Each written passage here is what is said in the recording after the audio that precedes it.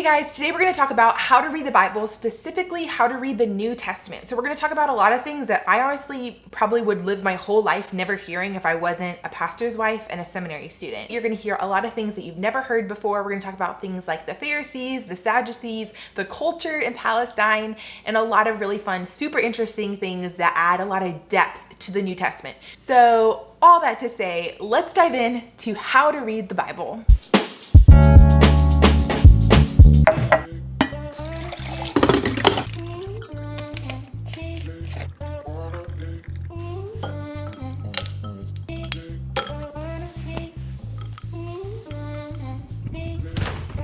So I'm a seminary student and I'm hearing a lot of really interesting things. I'm learning a lot of things that are really enhancing the way I study the Bible and how I read the Bible. All the other students and I are like, wow, why is this the first time that we're hearing this? And I just keep thinking about you guys and how much you guys probably want to know this stuff too. So this video, this whole series, how to read the Bible, is really for that. I share a lot of like the meat that I'm learning in seminary. So this isn't really like how to read the Bible for beginners. This is more like how to read the Bible for the person that's grown up in the church and is reading their Bible and feels like there's more that they just don't understand and has a lot of questions. Hopefully I answer some of your questions and the Spirit gives you a greater hunger and thirst for His Word while we talk about things that I can pretty much guarantee that you've probably never heard before. I've got my computer here. I'm literally just gonna read from my notes. I can't wait to share them with you. What I want to specifically look at today is the culture in Palestine, what Jesus was born into, like the time period, culture, influences,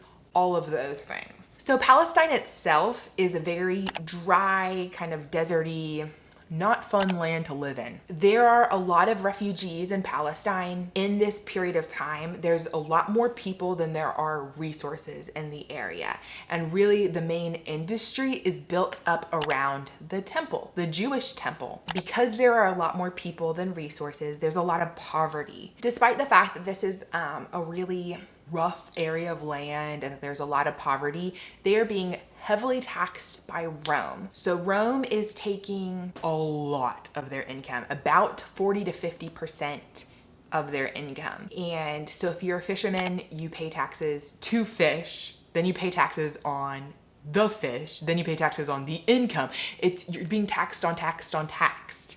So a lot of your income is going to Rome. Interestingly enough, the wealthiest of this time were those who worked for Rome, and those who worked for Rome didn't have to pay taxes. So the taxes are falling on the backs of the poor 98%. People were very legitimately dying of starvation. It's important to note that the industry, a lot of the wealth in Palestine circled around the temple, the Jewish temple. During religious festivities, the temple brought in a lot of businesses. And so if you had a hotel or if you had a restaurant or things like that, then that brought in income to the area. But that was really just the wealthy people that worked around and in the temple, which makes us think a lot about Jesus turning the tables in the temple. That was just 5 days before He was crucified, and there's significance to that.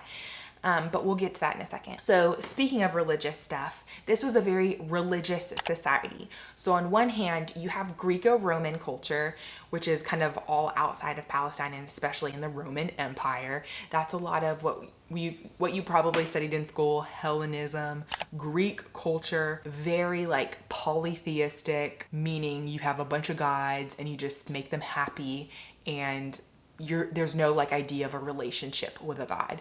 On the other side, you have strong historic Judaism. So you have Greco-Roman culture on one side, and then you have Judaism, another strong cultural influence. It's just not as wide. Now Judaism, there's the Pharisees and the Sadducees, and I know you've heard about that, and you've probably heard a lot of things that I heard before seminary, I guess. A lot of just kind of generalizations about these people. When Jesus stepped into the scene, Sadducees and Pharisees were very different. Pharisees were very holy, good people, which is not what I ever heard in Bible study, right? And this is important to how we study the Bible. They were very like faithful to Judaism. They resisted this really worldly Hellenism, this Greco-Roman culture. They resisted that. They really wanted to pursue holiness amidst this influence of what we would say like worldliness. I don't know how else to like put it simply. They were average folk, like kind of middle class of sorts, if there was a middle class. They were really like the top 5%, but they just weren't super duper wealthy, but they still were very high compared to the majority of people, which were low, like scum of the earth, starving, stealing to survive kind of people, but we'll get to that. So the Pharisees, which is what Jesus probably was born into, they focused a lot on being religiously clean. You've probably heard that before. And so they built this whole like addition to the law. And you've probably heard that. They had what was called oral tradition law. So they added to the law to protect themselves from breaking it. Let me know down in the comments if this makes you think of anything in our current day and age. But they were so worried about breaking God's law that they would add to it to make sure that they'd even get close to breaking God's law. So they'd be like, we definitely don't want to break the Sabbath law, so just don't even get your ox out of a ditch on the Sabbath. Now, this also got used and abused where they added to the law ways that they could break it so that they could avoid the law. But truly at the beginning, it really came from an earnestly religious and kind of pious desire. Now, Pharisees were really focused on staying clean. You know, they had a lot of like cleaning rituals, but they wouldn't say that they were necessarily like saved by works. They would say Abraham was saved by faith. Genesis 12, we too are saved by faith. But that faith is played out through being really kind of strict on ourselves. You see that their theology of salvation by faith alone falls apart in their rituals, like in trying to stay clean and stuff like that. Let me know if that makes you think of anything today in our modern day and age. Hey guys, quick interruption. I'm sitting here editing this video and it is super long. So what I'm gonna do, I'm super sorry for giving you a cliffhanger, but please don't hate me. I'm gonna make a part 2 to this. I'm just gonna split this in half, maybe even thirds, and post the next part on next Monday, because this Friday is our women's Bible study. It's actually probably our last episode. So I'll post part 2 on Monday. If you're watching this in the future, it will be linked right here. And if you're really digging this and you're not wanting to wait till Monday, go ahead and make sure you've watched this playlist. This will give you a lot more meat, like what we're talking about here in this video. And make sure you're subscribed so that you don't miss more content like this. Let me know down in the comments if you're vibing with me, if you like this, if you want more stuff like this. And I will see you guys in my next video, or in this video. Go check out this video. Bye guys. We're gonna talk about how to read the Bible. It's gonna be awesome. Get pumped. Okay. Is there something on the lens? It looks like there is.